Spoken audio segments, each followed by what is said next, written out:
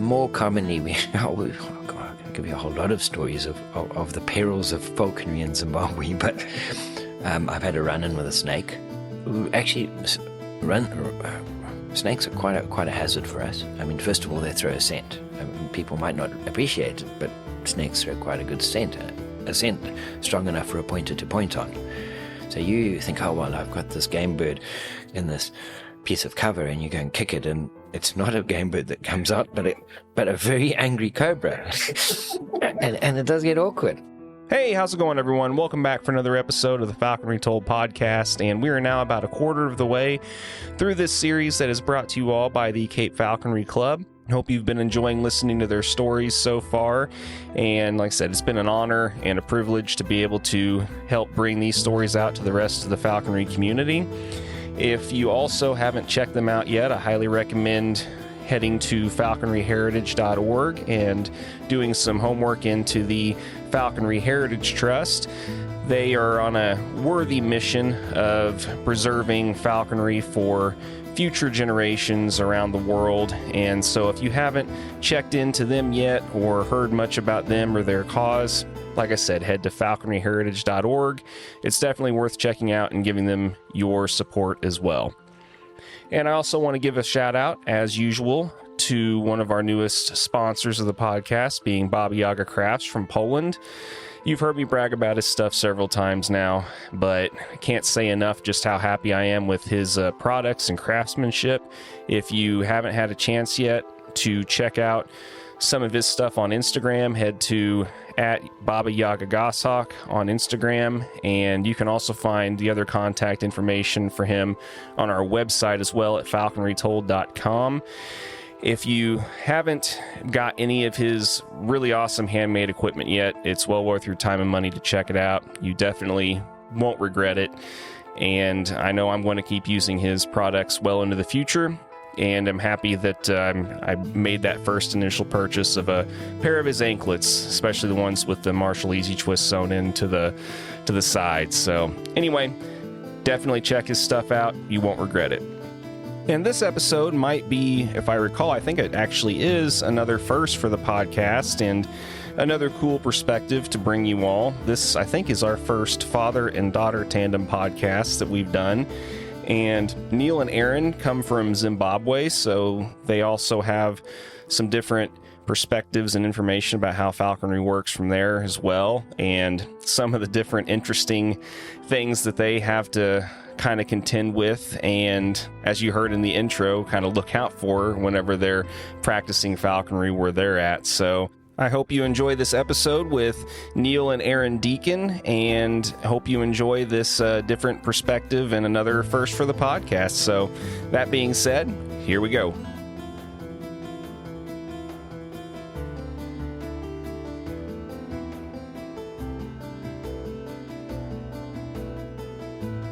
And luckily today was, well, at least has so far anyway, been a lot better. It's not torrentially raining, and, you know, we've actually gotten to see some flights today. So, yeah, I mean, what did you think about earlier? Well, first of all, it was very kind of you to interview me. Gives us a chance to give our perspective from Zimbabwe out, hopefully, and let people know what we do. It is very different here in Cape Town. The weather is surprisingly different. Pretty challenging with the high winds and the rain and the soggy soils, and yeah, but it was a good morning. I really enjoyed it. Yeah. And of course, Erin, who you'll speak to a little later, it's her first opportunity to really see longwings flying in this type of terrain. Bear in mind, where we come from, it's relatively flat. We don't have these large mountains, and she's mostly just been exposed to short wings. It's always cool for me to get to see long wing flights too, because we don't, as kind of we were talking some last night and everything, we don't really have a lot of that where I'm from either. It's mostly just in the Midwest. It's, you know, woods and you know, lots of cornfields and, you know, stuff like that. So, you know, it's kind of always nice to be able to see a lot of long wing flights, and especially, you know, on things that we don't really have either, because we don't have your a lot of the, well, obviously a lot of the prey base as far as feather goes, it's completely different here, than what it is in the States. So absolutely, it's very different for us. This is, I would guess, this is much closer to traditional European hawking or Scottish hawking as you can get in Africa. You've got this very European landscape with look, you've got different types of vegetation. However, overall, it's got the same feel about it. Whereas where we hunt, it's large, very tall grasses, very dry at this time of the year. Obviously, the temperatures are much higher than here. So it is very different for me, even for me. I've seen falconry in different places, but this today is the first time I've really seen, I guess, what hunting grouse on a Scottish moorland must be like. And yeah, it's something I haven't gotten a chance to see yet either. It's on the bucket list. 100%. Who wouldn't have that as a, who wouldn't like to see that? I mean, that is really the sort of archetypal falconry that we all read about when we start off as young falconers. Sure. Yeah. And, it's like, there's so many of these things that are on the bucket list that I really want to see and do. And, it's just kind of funny because now I feel like I know enough people to where if I really wanted to, I could probably make seeing these different things happen and stuff. But as you know very well, time, money, energy. Yes. Yeah. Yes. Well, I mean, as I said before, you're welcome to come and see how we do it in Zimbabwe. Historically, Zimbabwe, Zimbabweans were involved in generating the legislation that is now used in quite a few countries, but specifically South Africa. So all the falconry rules rules and obligations under falconry were generated from Rhodesian falconers, now Zimbabwe, of course, and it's been adapted. Slightly different in that we do not allow any exotic raptors, so it's only indigenous raptors allowed to be flown in Zimbabwe, and which is sometimes sad because it would be nice to see how a hybrid or a European goss flies at our under our situation and at our types of quarry, but there are also big advantages in not having exotic raptors. So we rely predominantly on birds borrowed from the wild, whether that's through rehab or actively going to an eyrie and taking a bird. So we're very fortunate, and this morning as we were driving along, we were discussing how much a peregrine costs in the United States or in South Africa. In Zimbabwe, we take a peregrine, provided you are adequately qualified in terms of where you are as a falconer. You can take a wild peregrine from an eyrie, which I think is an enormous privilege, and it's something that I certainly value a great deal.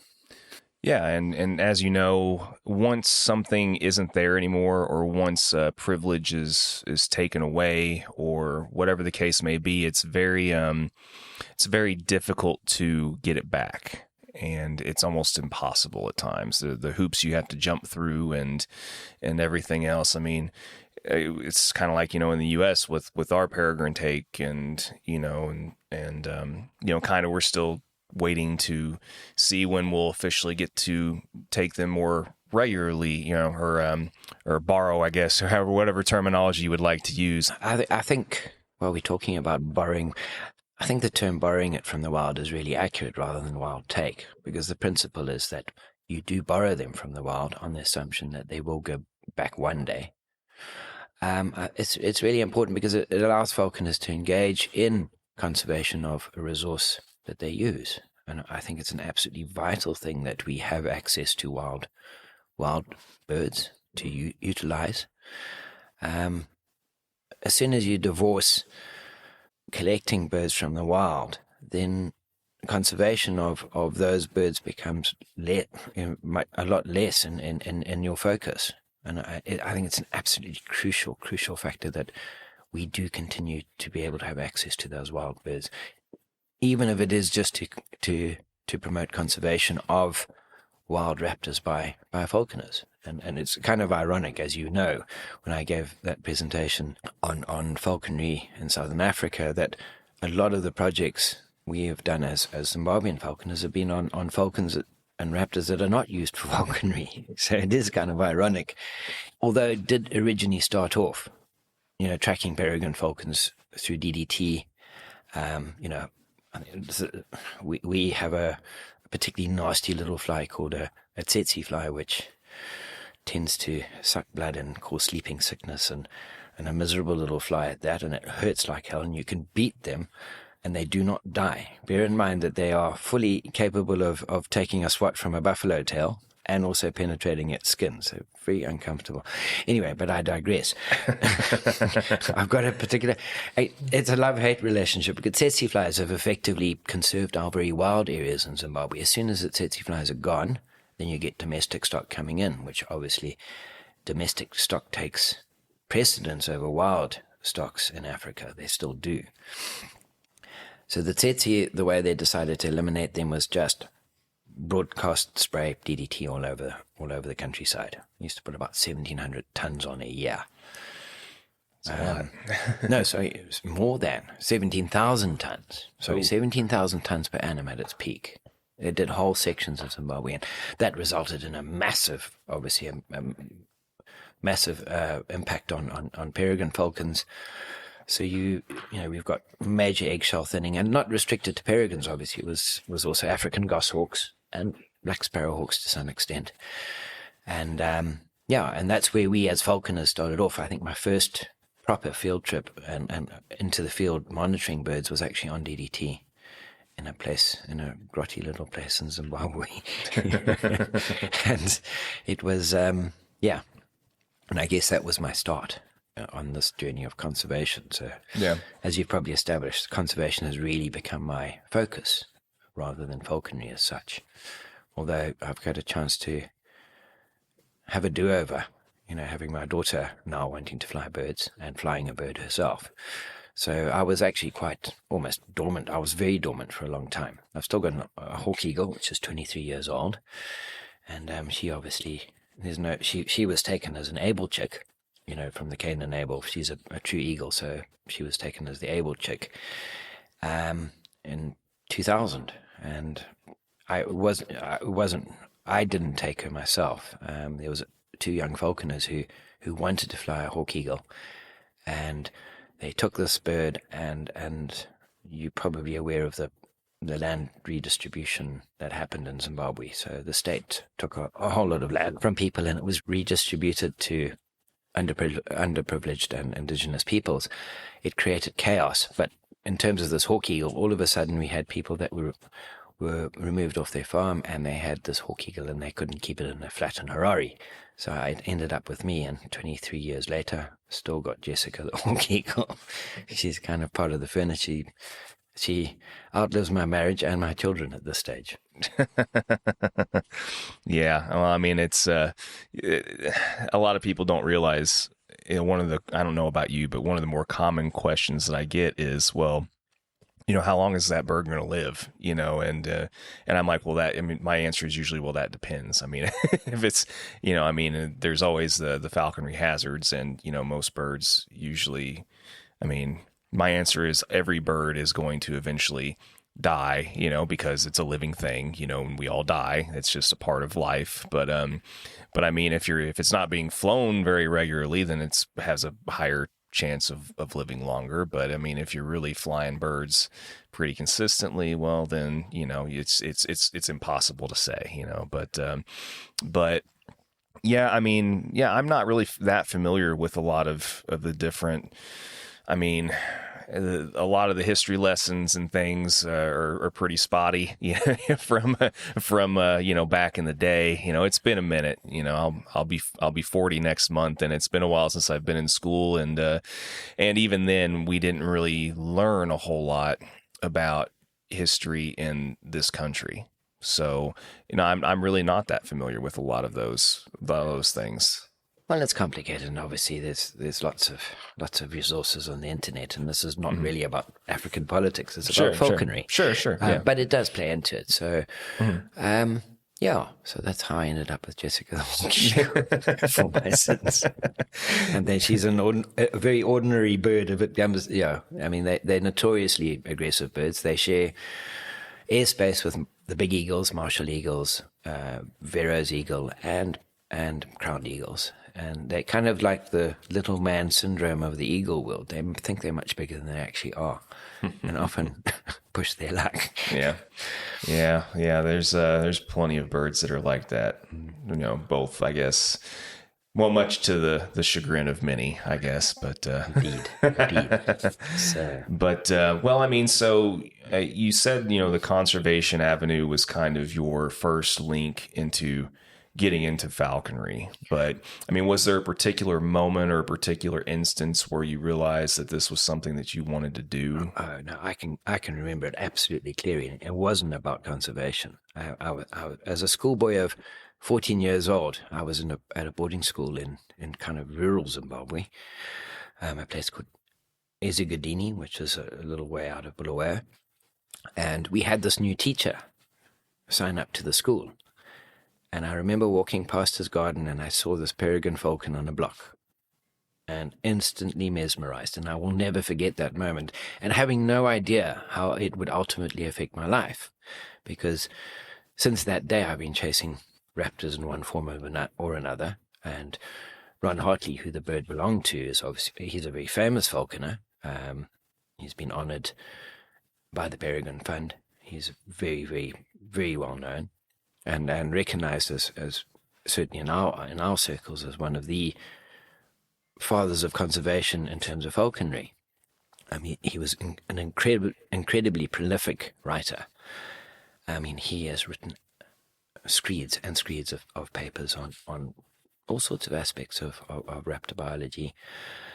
And so I had him as my mentor, and he was absolutely phenomenal. And when I finished at Falcon College, I carried on to university, and he was very keen on that, because all of a sudden he had somebody who he could utilize to write up stuff, as well as really legitimize falconer-based research, because obviously that's been an issue, and something that I also raised is we need falconers who are scientists, because we're still, unfortunately, science is like that. You get kind of you're gauged by your credibility is gauged by how you qualified, and it is something that is sad, because falconers do put a lot of really good observations, and the biggest snag is obviously getting them to write those observations down so that they go into the public domain, and the observations are recorded into the future. But trying to get a falconer and a scientist is quite a rare beast, as you can well imagine. They're very few, and it's obviously something we're trying to push for now is get falconers into science so that they can convey what we see as falconers every day. Very few people get to spend as much time in the wild looking at birds as falconers. I mean, they just do. And the volume and quality of their observation they're very important, incredibly important. Bear in mind, it was falconers who figured out that there was something wrong with peregrines when their eggs started to. Well, first of all, they weren't producing any young, and then they discovered their eggs were collapsing. So that was the peregrine. And what I've been, obviously, one of the things I'm trying to push for is to get local falconers in Africa, as we start to see the impacts of climate change and development and all the things that are associated with people, start to really take hold, and what were once common birds are starting to get rarer and rarer. And look, we've seen gross changes in species diversity, not always for the worse. I understand that without that giant artificial forest called Joburg, there wouldn't be Avambo sparrowhawks there wouldn't be black sparrowhawks. So it's not all bad. But on the other hand, there is quite a lot of concern going forward. I mean, we've got power lines, we've got development, urban sprawl, things happening which are going to affect how certainly our raptors and their prey species are affected. And that's, we've got to try and record this stuff. Well, and what do you think? What do you think is the best way to really, aside from just self-motivation and people who become falconers wanting to make, kind of a difference with all those things? I mean, how do you think people are going to be more incentivized, to, kind of fill that niche? Because, I mean, it is a lot of work, and it's a big ask of people. So, I mean, what do you think is going to be the best way to get more people to kind of adopt those responsibilities then? I very much think it's how we deal with apprentices and how we nurture our apprentices. We always focus on, building skills, how to tie a falconer's knot, how to imp tail. But conservation should be built into falconers at a young age. It is part of what we do. If we don't conserve our birds, our hawks, or our quarry species, we kind of forget that quarry is just important as raptors, as the raptors we hunt. The quarry species are vital, and for those quarry species to exist, they need their habitats, because frequently the very best game birds, the ones that we like to hunt, are the ones that have the most specific requirements in terms of habitat. So to answer your question, I believe that it's we've got to get people to appreciate that the privilege of using a wild bird. You see, this is where the wild story comes in. It's the privilege of being able to use a wild bird makes you want to give back. That's always been my motivation, is I've got to use these birds freely whenever I wanted, whatever I wanted, and I've got to give back. It's my responsibility to give back so that my daughter or my son may enjoy what I've had the privilege to use. And it's an assumption. You can't assume what you've got is going to be available to the next generation. It is changing that fast. I mean, even in Erin's relatively short falconry career, we've seen fences, we've seen buildings, we've seen people settle what I used to hunt when I was 16. And so people are really moving across this landscape very quickly. And yeah, for sure, yeah. I mean, I don't think we're going to change that, not as falconers, but we can certainly say, well, let's start to think how we can save or preserve certain key habitats, and maybe see whether we can preserve some of the what we believe is one of the greatest. Yeah, the greatest things of falconry is actually getting out every day and hunting every day and observing nature in action. Yeah, and it's unfortunately a worldwide epidemic of just losing. I mean, even since even since before my first season, and so I mean, I started kind of shadowing and learning about all this stuff in around 2014. So I mean, it's not like I have a huge time in this either per se, but like even in the relative amount of time that I've gotten into the sport, and I mean, we've lost so many spots that were good, really, really good spots that provided a lot of really good memories, and a lot of really good habitat for the prey base that like being squirrels, rabbits and everything else. And yeah, I mean, I don't, I've had this conversation so many times with people that I don't know if anybody's got like a really clear way of kind of stopping that from inevitably continuing on. There's only so much we can do, unfortunately, but I do agree with you in that if we don't foster up and coming generations who are eventually going to kind of take over the mantle of, not just our spectrum, but even the political spectrum and what happens with certain things and all that kind of stuff, then yeah, it's not going to be a battle that we have any chance of winning. And it's just an observation is that, not the average person doesn't hunt squirrels with a hawk. So they won't notice when the squirrel disappears or the hawk disappears. It's just another. You get these broad changes in landscape. There used to be a forest there, used to be a woodland there, and they disappear, and you notice that.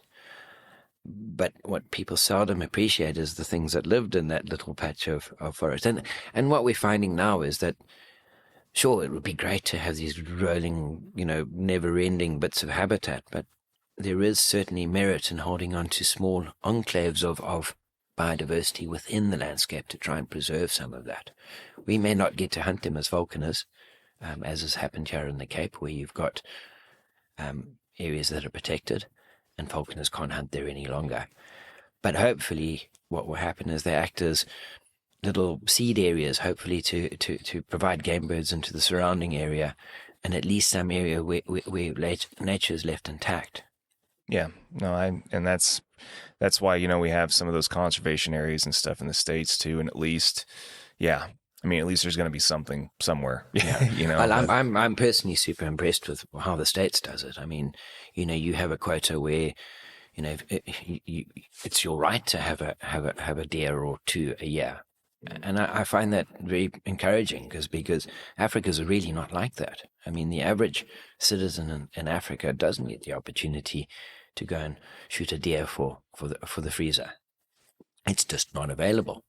And so you've got these disparities, and we're going into sustainable utilization, which is a whole different argument, which I would guess when we're talking to falcons, we're preaching to the choir.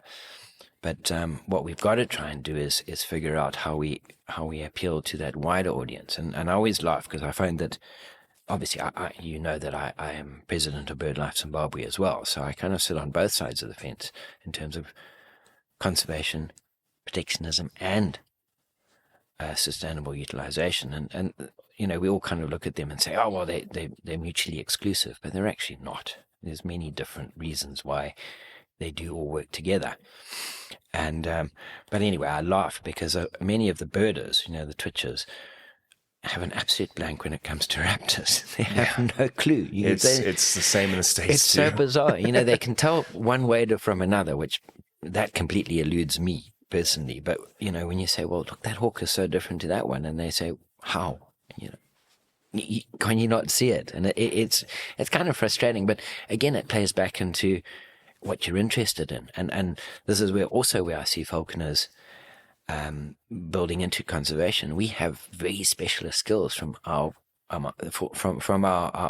what we observe every day, and we can tell the difference between a Lana falcon and a peregrine just by seeing it fly, whereas the average birder might say, wow, they look exactly the same. Are you sure? So I guess you have the same with prairies. Prairie falcons and peregrines are so obviously different to a falconer, but to an average birder, not so much, eh? Oh yeah. Well, it's kind of the running, I don't know, sort of the running joke in the falconry community. Like, you'll be walking around with your red tail and somebody will come up to you, is that a bald eagle? It's the same kind of thing.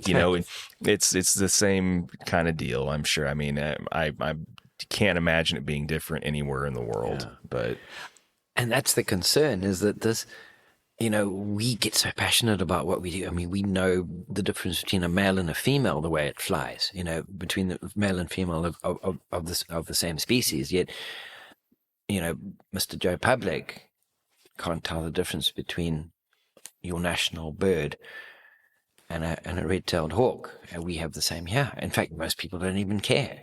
And it's really concerning. And if we're not looking out for these things, then who is? It's certainly not going to be the birders.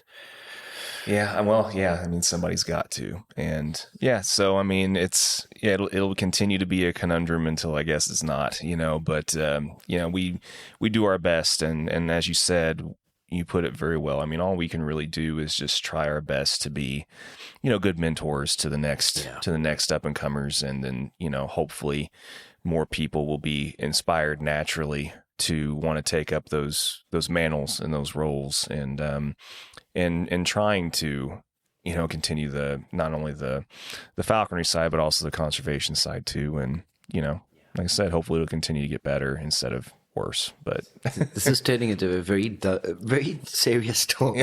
I know, it's all good. Well, we're going to switch focus though, because I do want to ask you before we get too much further into anything else. Like, I've already had a few conversations with some of the other, guests earlier in the week and everything about, how you guys do falconry here in your schooling system or your grading system and all that kind of stuff. And you did touch on it very briefly at the beginning of this conversation, but go ahead and describe then, since, the Zimbabwe seemed to be, as you described or whatever, and I've heard it mentioned before from some of these other guys, is kind of like I don't know where the model came from, so to speak. So how did Zimbabwe get their model, and just kind of talk about some of the history and how that got started, if you don't care. Well, falconers were quite active, and so we had a wildlife authority which was kind of advanced. It was very well populated with very qualified people, and some of those people were falconers. And when it came to deciding on how to allow falconry, we had these principally three really clever people who put this legislation together, and it came out as not even as legislation. It comes as an understanding, a memorandum of understanding with our Parks and Wildlife Society, authority, and basically it really just describes anything that you might come across as a falconer. So initially it will be what types of hawks can falconers use, and we came up with a short list of hawks, and then in that, which ones are easy to hunt and which ones are not easy to hunt. It's always been about hunting birds, not about keeping birds. I understand that our legislation is strictly about hunting birds. So which birds are good at hunting and which ones are easy to handle, which ones are common, which ones are not so common. And so they came about, and there's we're fortunate in that we've got a good number of species that we can hunt and fly. And amongst those is probably two really good beginners hawks, which are actually very competent hunters. Understand, beginners hawks are not like kestrels, Euro kestrels, which, yes, they're pretty and they fly nicely to the glove, but these are proper killers. They can actually catch quarry and quite big quarry. And so you start off with a bird which is actually fully competent and fully functional and can catch things. And as a schoolboy, and this is where it starts off, I'm starting to get, let me try and get this in order. So those we call our C-grade hawks. So there's more common hawks, and then you've got slightly rarer hawks, or more difficult hawks. So a black sparrow hawk, which I'm sure everyone would have heard of one way or another. It's in fact, it's the biggest sparrowhawk in the world, but incredibly sparrowhawk. It is cooked in the head, and it is absolutely a very difficult bird to train. And basically, it was the black sparrowhawks. They were rare at a certain time because they were affected by DDT and dieldrin, but they just can't be handled by novices. Novices will killed far too many of them to justify that. And then we had African hawk eagles, which are also B grade. So we've got C, B, and A grade. Only 3 B-grade hawks, and there's Lana falcon, black sparrowhawk, and the African hawk eagle. And then our A-grade hawk was limited to peregrine, and that's just historically because they were that much rarer because of the impact of DDT. Within that, you were only allowed to take passage birds or eyas, peregrines, and black sparrowhawks. Lana falcons, you can't take young ones, you can only take passage birds. And the regulations are so stringent that it actually tells you what constitutes a passage bird. So if you go along and trap your Lana falcon, and it's got more than 70% adult plumage, it is an adult. So that kind of detail in these regulations, which is kind of practical, because we all say, well, passage bird. What is a passage bird? Well, it's kind of an intermediate between a juvenile and an adult, and somewhere in between it's no longer a juvenile, it's an adult. So very accurate stuff, and it came to all sorts of other detail, which is I find interesting and quite had a lot of insight to what we do as falconers, and what happens if your bird happens to kill the bycatchers of a protected species. And it does happen. We have corans, and your dog flushes a coran under a falcon, and the falcon kills the coran. Now what do? Do you ignore it? Do you bury it? But this was recognized in the regulations that bycatch or bykill happens. Just report it, so it's not gone to waste. So some clever little details. That is slowly. It was obviously slowly. We had even a written test. We have it's an open book test. You've got to show proficiency with a C-grade hawk, and it allows, and then you do a written test and also a practical test. So basically, the practical test is really just to see how a hawk responds. It's not designed to remove the chance of anybody flying a protected species. It's just to make sure that they are qualified and have the ability to fly that without killing it. In addition to that, we have a situation where we've got two schools, Falcon College and Peterhouse, where falconry was a club. So I suppose you could call it a selling point, but it was something that you could do as part of your activities was do falconry. Very limited places, though. I mean, when I was at Falcon, it was only eight places available to do falconry. And quite some at times very heavily contested. When there were a lot of people interested in falconry, then 8 wasn't enough. But for the most part, it was adequate. It was based on the carrying capacity around the school, what you could hunt in walking distance with a hawk. And Ron Hartley in this case was our mentor, and he taught us how to fly birds.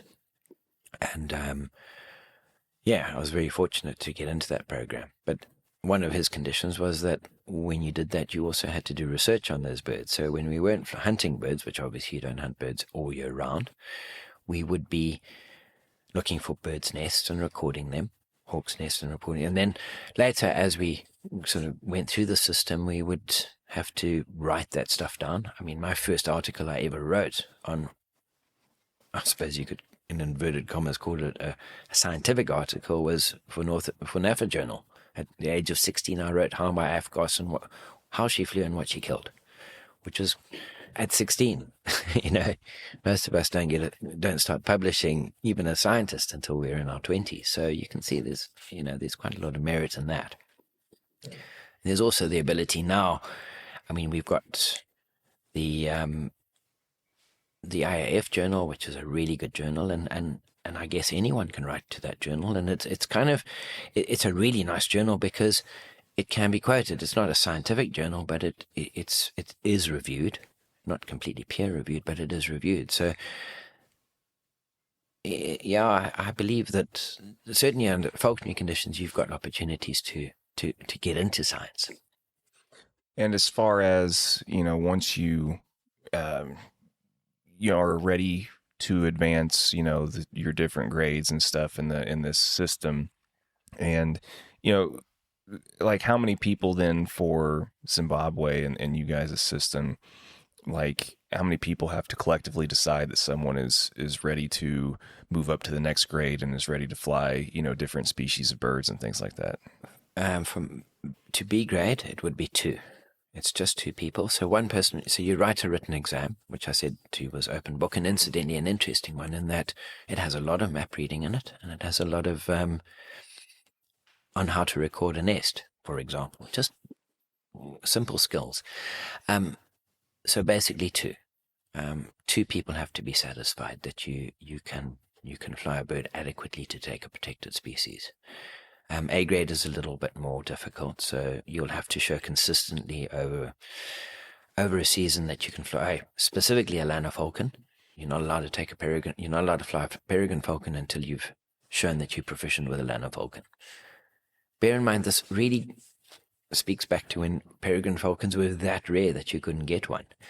But now, obviously they've recovered to a greater degree, and it's almost, it's funny, I was talking to the South African falcons, the Cape Falconers, over the last few days, and they're like, well, peregrine falcons are B grade. And I'm like, wow, But then they said, well, they're common, and we need hawks that fly ducks. Now the falcons don't really fly ducks, so it makes sense to have the more suited falcon to what you're hunting accessible to the average falconer.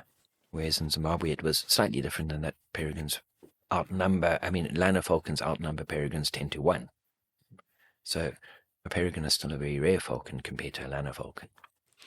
Yeah, and as far as like the way the rest of the system is set up, I mean, how many times has the system been modified or changed or anything since its like inception? I think it's constantly monitored. Unfortunately, I don't believe that everyone has really followed each little change to the system. The most substantial one was the introduction of a CITES-based permitting system. So we used to basically be on a permit that was given to you by national parks, our wildlife management authority, and it was a permit which was just issued to you rather than you didn't pay for it. It was recommended on our own recommendation as falconers, you would get your permit. But that now has subsequently been superseded by a CITES-based permit system. The permit is, however, held in the name of the Falconry Club. So it is eminently a self-policing system. So the Falconry Club, as a collective group, applies for permits for that many different birds under these different names. And should you fall foul of the falconers, there's positives and negatives, as you can well imagine. In everything. So if you fall foul of the falconers, then you might not be able to fly birds. But on the other hand, it does give us a certain degree of accountability for what we do. Your peers basically look at you and say, you are not up to scratch, or you're not doing this. We suggest that you either stop flying birds or go back to C grade. For example, I would, at the moment, I wouldn't believe myself to be an A grader at all, because I haven't flown a falcon for way too long. I would literally have to go back, by my own admission, go back to flying a Lana falcon before I even thought about flying a peregrine again. So, and I think if I try to fly a peregrine, people would say, maybe you should go and fly a Lana for a little while until you're not so rusty. There's ways of doing it where we do it nicely without offending people. Yeah. But I like the idea of self-policing, but it does have its problems. I think that some people have felt prejudiced by the system. They weren't in with the falconers, which means it made it a lot harder for them to get their grading, because it is quite a time-consuming thing to get a grading. First of all, you've got to get an examiner prepared to come to where you're flying your bird. You've got to hope like hell your bird flies well that day, and it's not just one day. Clearly, we don't examine somebody on the basis of performance of one day. It is a lot easier if that particular falconer who's examining you has seen you fly a bird many times or has watched you develop. So there has been a little bit of criticism about the way we do that particular aspect of self-policing, and you can appreciate why. As we've mentioned hundreds of times, I mean, no system is perfect, but you do your best to adapt it to how things work, for you and like I said, every country is going to have different needs based on different circumstances with the obvious factors that are involved, but, that's like I said, that's fascinating. And I just find all this stuff very interesting because, it's just really interesting to hear how things work from country to country. And, it's kind of one of those things where you don't really appreciate what you have yourself sometimes until you hear what other people have and have had to go through to attain also what they have. So I know talking to you all, along with, what I've, kind of discovered or learned talking to falconers from some of these other countries too, it does make me appreciate more, like what we have and kind of how things are set up for us and stuff too.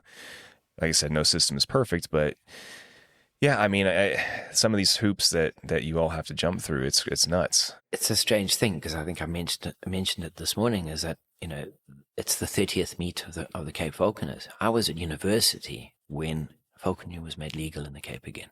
And it's not so long ago. Mm-hmm. I don't feel it's long ago. but they were so excited, and they worked hard to get that. I mean, that was no mean feat to get falconry legalized in the Cape.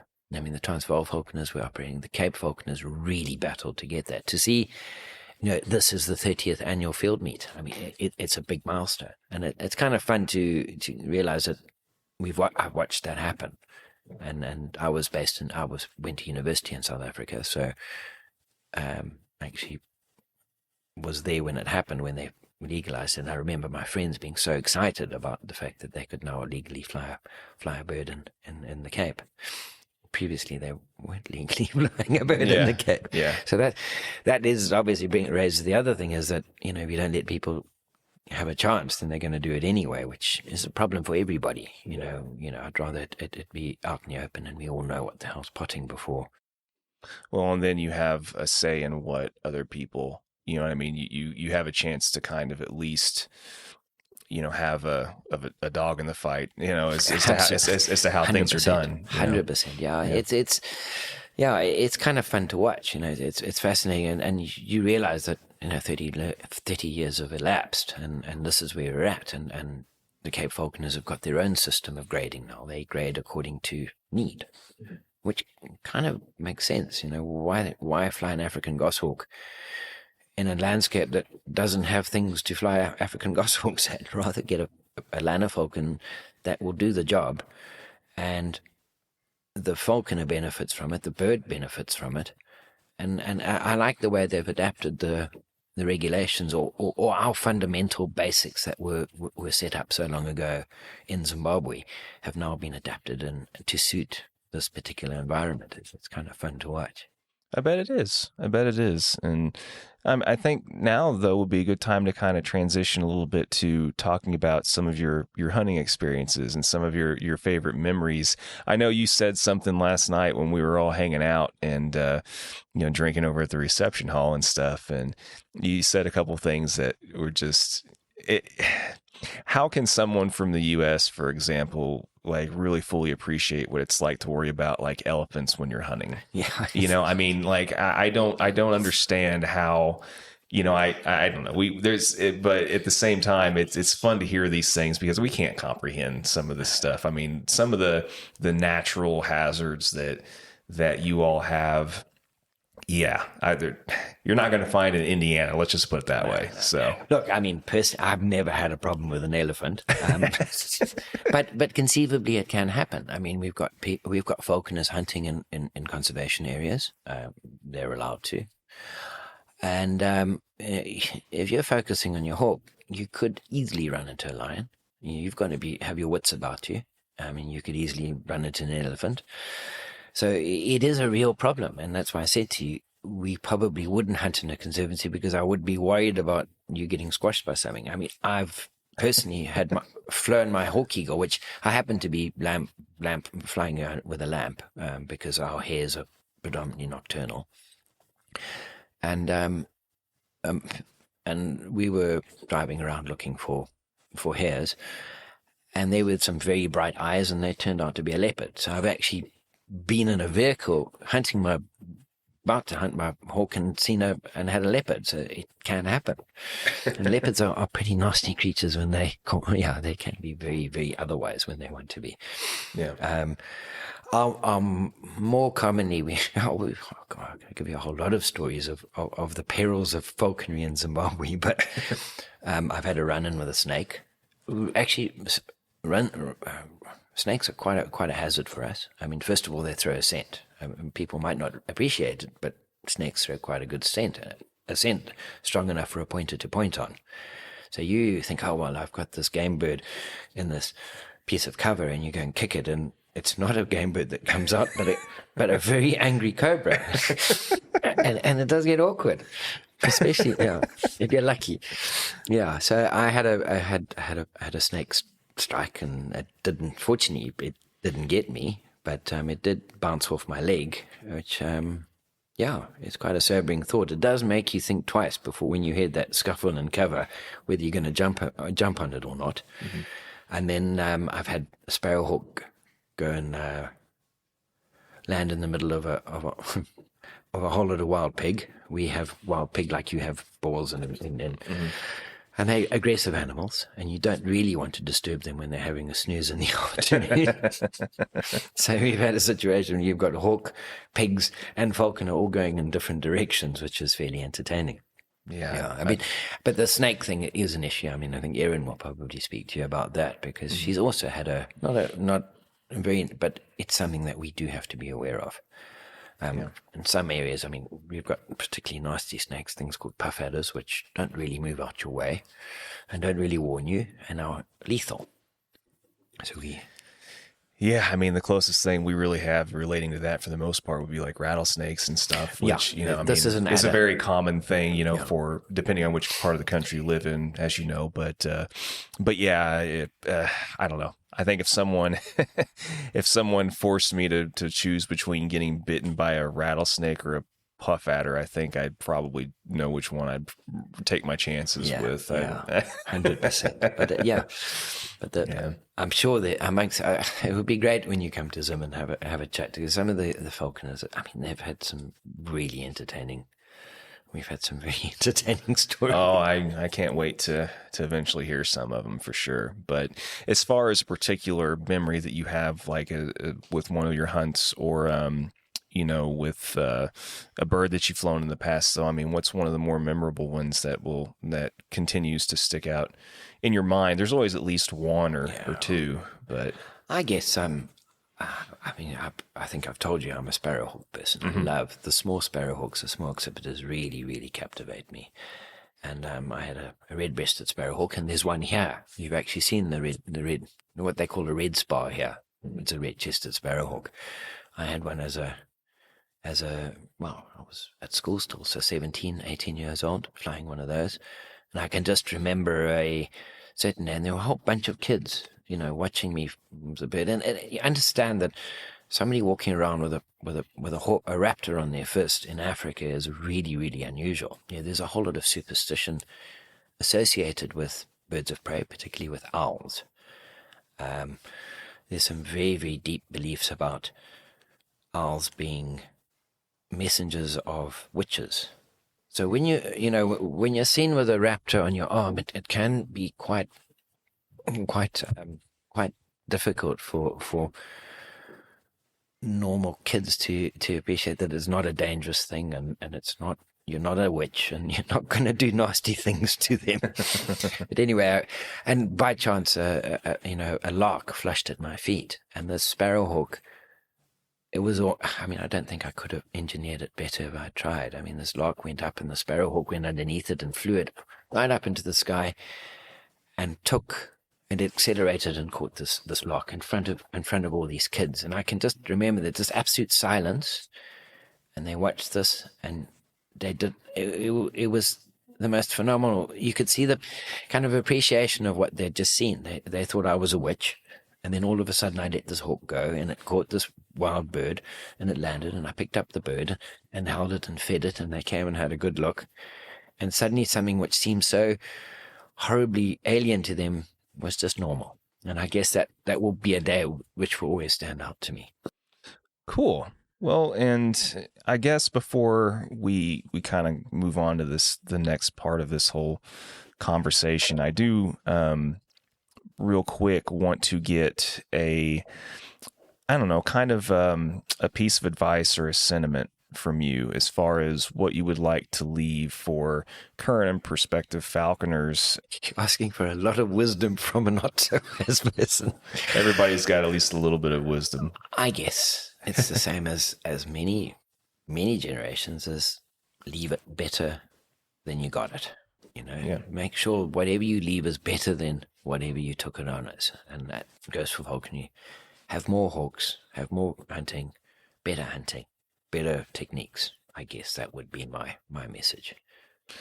Very good. And I think that's the perfect segue then to, I don't know, maybe transitioning a little bit to talking about your personal, leave it better than what you had it, and the fact that you now have, a daughter in falconry. And before we hear some more from Erin, what's it been like for you personally, kind of having a daughter that's grown up and then decided to take an interest in all these things that you've been involved with, throughout your life? Has it been kind of surreal for you, or, how has it been for you personally? It's been very educational. First of all, you do need to understand that yellow, red, and purple do not match. And I'm talking about how a woman or a girl sees how things need to be, how things need to match. Understand your glove, your leash, and your jesses must match. They mustn't be different. And as a man, you just pick up the bit, that piece of string will do perfectly. Let's just use that one, and I don't care if it's yellow and the other one is green. But the way that Erin does it, her attention to detail is much greater than mine. And I'm being a little bit facetious talking about colors, but I do believe that women are much more, they have greater attention to detail, and I've actually benefited from this. They're also, I guess, much more reserved in some respect. They won't kill something unless it's necessary, which is, as a schoolboy, I remember if it flew, I would hunt it, and to any end. And Erin's much more restrained than I was at her age, and I found that quite interesting. I know we're going into the gender stuff, and it's a little bit of thin ice, and I don't like to go into thin ice, but it's just an observation. She's restrained me even at this age. I'm 50 odd, and there was a barbet, and I recall the day very, very, very clearly when a barbet, which is I guess it's kind of like a woodpeckery kind of bird, and it was in a hole. And this her African goshawk had chased it down, and she deserved the kill. And all I had to do, and I had my hand down the hole to fetch this poor bird inside this hole, and I was about to pull it out and chuck it out for this goshawk, and she turned to me and said, "There's no need to kill it." And that was actually hugely mature, because I was quite happy, because I thought, this goshawk needs to kill this thing. It's chased it hard. It deserves the kill. Let me just chuck this hapless creature out, and it can meet its fate. And Erin was much more restrained than I've been. She's also much more restrained as we hunt birds. So I've learnt a lot from her. Hopefully she's learnt a little bit from me too. So, well, I think that's a good note then to go ahead and have her join in this conversation. And before she jumps in here, though, I just want to say thank you to you for sharing everything that you've shared so far with us today, and for your time. It goes without saying. I mean, I definitely value people's time, and I appreciate you jumping in here and sharing some. And thank you again for the invite. I really hope to make good on it at some point, and take advantage of the kind offer to come and see firsthand how you all do things over in your neck of the woods, and hear some more amazing stories from some more really, really wonderful falconers. So you're most welcome, and obviously that's a very genuine offer that we make. And I'm dying to see a red-tailed hawk killer squirrel. Well, and subsequently, that goes without saying too, that you're more than welcome, to join anytime. If you can find the time away and everything. You're anytime we have a season going. I mean, it'll be you all's off season anyway, so you're more than welcome to come over anytime as well. Super. So thanks very much. All right, Erin, it's your turn. Yeah, I know you're kind of seemed like you're a little meekly intimidated a little bit ago, and wanting to talk with us and stuff, but I appreciate you being willing to kind of come and share what your experiences have been so far. And we really haven't had very many, I can't even remember at this point. I mean, we've done enough episodes now to where I can't instantly recollect, who we've, at times we've had on, who we've had, but I can't remember if we've even had like a father-daughter tandem on yet. I don't think we have. So from that perspective, this is kind of nice. So thank you again for agreeing to talk. But I just am really curious as far as your standpoint, and you're so young and getting into all this, and just in general, I guess, talk a little bit about what it's been for you personally, what your personal experience has been,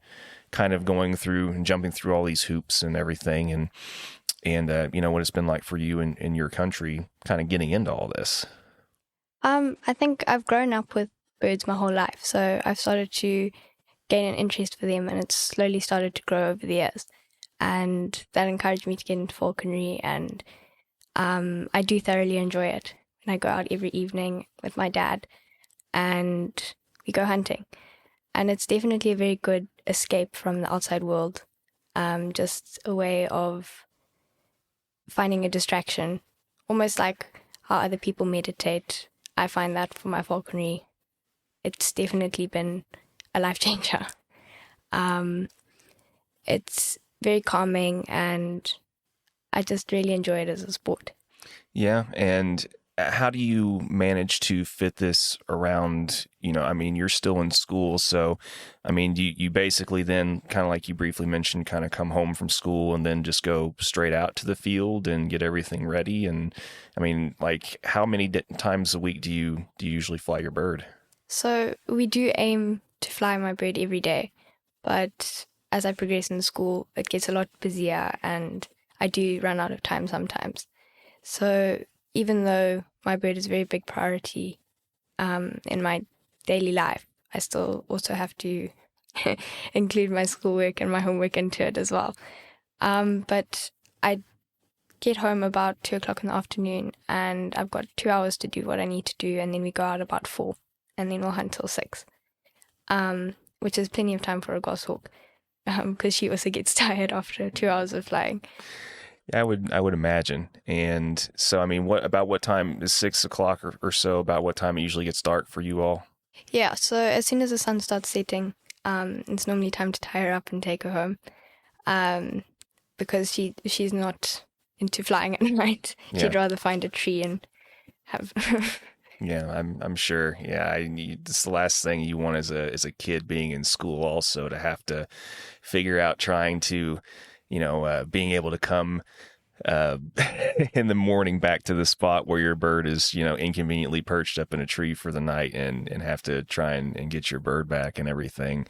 I wouldn't imagine that would probably fit very well with, a school schedule, unless you just lucked out and it happened on a Friday or something, and, you had you were able to come back early the next morning and get it back. But as far as, you mentioned kind of like, the escape from the world and things like that. As far as all of this goes, if this has been kind of your escape from the normal stuff, how do out of curiosity, like, how do other kids that you go to school with and everything kind of perceive all of this stuff? Or is it because it's a little bit more in your culture a little bit that, are kids generally more accepting of all this stuff? Do they find it, cool? Or, how has it kind of been for you, with, still being in high school doing all this stuff? So people definitely find it very out of the ordinary, especially being a girl and flying hawks. It's not something that you come across every day, I suppose. But I've got a group of friends who are very accepting and interested in what I do. And I've had a couple of them that come out hunting with me and just to see how things work. And I really appreciate it when they come out with me, because I find it's an experience for them as well as for me.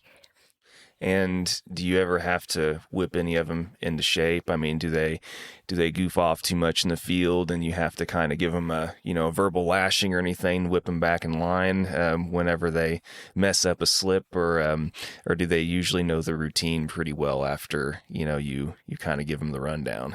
I sort of give them a subtle understanding before we go out, but they adapt very quickly to it, and I think they usually stay in the car and watch my dad do all the running. My dad and I do all the running through the interesting. Yeah, I can grasslands. imagine. I can imagine. I mean, do you usually have more like guy friends or girl friends come out with you in the field, or rather come out and then just sit in the car and watch? I actually have a mix of friends that come out with me, girls and boys, but I do find the girls tend to stay in the car a little bit more, I suppose. Yeah. But yeah, I think it's nice for them to also experience what it's like to go out hunting and what my daily life is like. Yeah, and I'm sure it's kind of, at least even if they don't fully appreciate it, it's nice to see other kids kind of getting out and kind of appreciating the nature and aspect of it all and stuff too. But do you ever get to go hawking with anybody else but your dad? I mean, do you guys have mutual falconer friends that sometimes you go out, or is it pretty much always your dad that you go out with? So my dad's got a few friends who are into falconry. The one man gave me my goshawk, so he's also incorporated a lot into my falconry. So he'll come out hunting with us sometimes. He's got a lanner and a black sparrowhawk. So we often go out hunting with him, and it's a nice change to watch someone else doing falconry. And to see how long wings fly, because it's not something that I normally see every day, because I just fly a short wing. Yeah. And as far as kind of your experience being indoctrinated into all this and kind of educated on how to hunt and do everything else, have you have you been on the receiving end of any of those little lashings whenever you've not done something right or accidentally kicked something up, or do you are you kind of part of the group enough now to where you kind of just are able to give the heckling back and all that kind of stuff? Or I think with all us falconers, we know sort of how hunting works. So where we are in Zimbabwe, obviously the cover is very difficult to gauge where anything is. It's a lucky guess if you manage to flush something. But usually how we hunt together is we let the falconer who's flying go ahead, and they'll instruct us what they would like to do, because everyone hunts very differently, and it's just something you have to adapt to if you go with other people.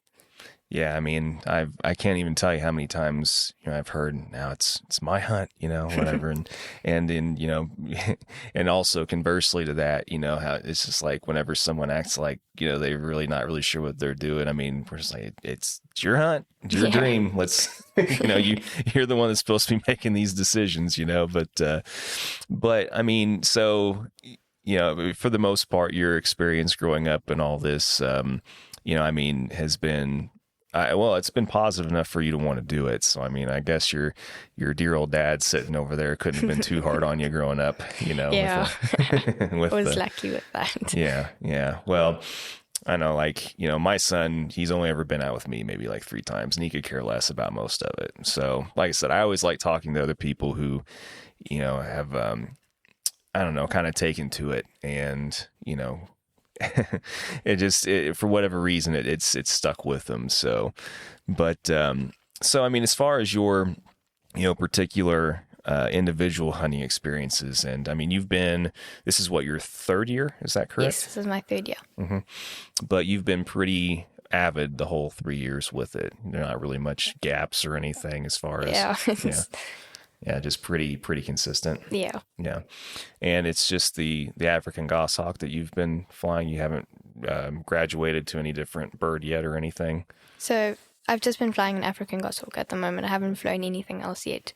I think probably going into the next season, I might change birds and set my African goshawk on her way. I've helped to rehabilitate a few birds.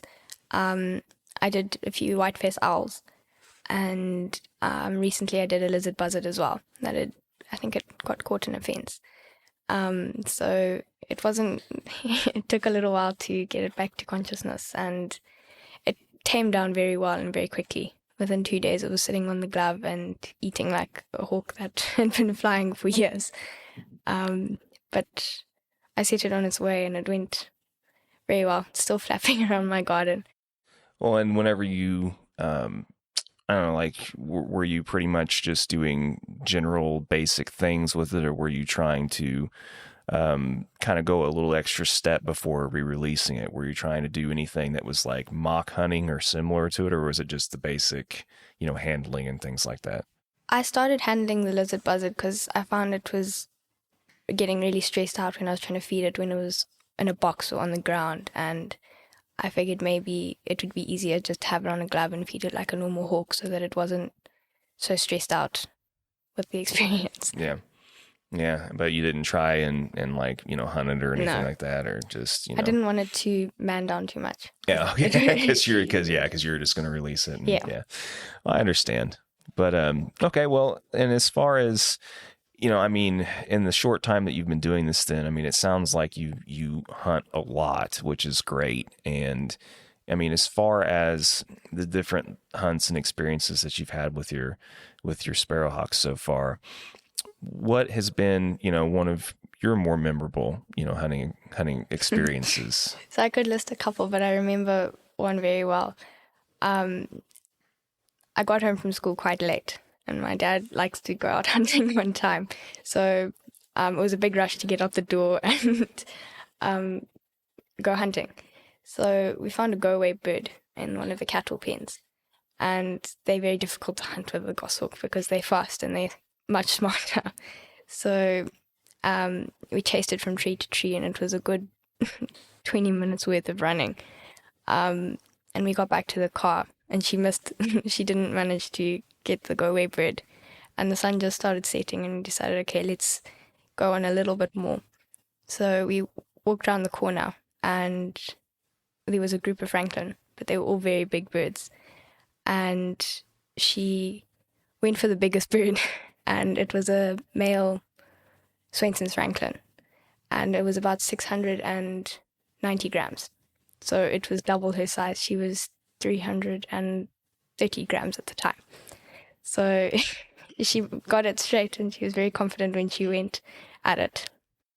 Awesome. And you're able to get over there quick and help her out. And yeah, it's always really cool when those instances work out. Not so much when they don't, but but that's neat. Like I said, it's been great kind of getting somewhat familiar with all of your prey species here and everything. It's been really eye-opening to see the differences in what you all do here as opposed to and have available. And what's do you have any other stories that you'd like to share that are kind of memorable too? Is there any other kind of an anomaly or anything that's happened whenever you've hunted? Or we've run into a few interesting things, like my dad mentioned earlier, like snakes, and I had an experience with a leghorn once. She flew at a mouse bird right next to the dam, and it was during the rainy season, so the grass was long and it was very swampy. And I heard something really big next to me jump into the water. And there's crocodiles in the dam too, and you don't want to be coming too close to those. So I was quite relieved when I saw it was just a leghorn. Yeah. And, as far as the snakes in particular, have there been any moments where you've had any really close calls? Was there any time where you thought you're going to have to, change pants or drawers when you got home? Or So we were hunting in a sandveld during the dry season. So the grass was very thick and it was long. Often the grass is burnt during the dry seasons, but this was just before. So we were walking through the long grass. I think it was about 6 feet high. It was tall, and I couldn't see anything around me. But my bird had flown into a cactus. She was sitting on a cactus, so I had to go get her. And we just flashed some francolin nearby. So I was hoping I would be able to flash them in front of the cactus. and I heard something moving. So I went running towards it, expecting it to be a nice francolin, and I saw a tail slithering away. So I took it as a sign that it was time to go home. Well, yeah. Well, your dad was probably right then in that you probably have elements of maturity that some of us probably don't even at an early age. because I can tell you there's been instances where I know that in hindsight, I definitely probably should have just quit my day. But for whatever reason, we're just so dumb sometimes. And if it doesn't end the way we want it, sometimes we continue to push even when we shouldn't. And oftentimes with not really great results. But, well, I mean, thank you for, sharing a few of these, experiences and, kind of what it's been like in a nutshell for you, in your short time so far. But I mean, there's really something that everybody can learn from everybody. So I would like to also ask you, I mean, from someone from your perspective, I mean, so far in your short falconry career thus far, I mean, what do you think would be a good piece of advice that you can kind of pass on to people that might want to get into it or just now getting into falconry? Well, I think as a girl doing falconry, I get a lot of strange looks from people wondering why I decided I should do falconry instead of something more normal. But I think definitely if these other girls that wanted to do falconry, you have to overcome the looks that you're going to get from people and to just enjoy time with your bird. And it's always a good learning experience. Yeah. And peer pressure, it can kind of suck, growing up for sure.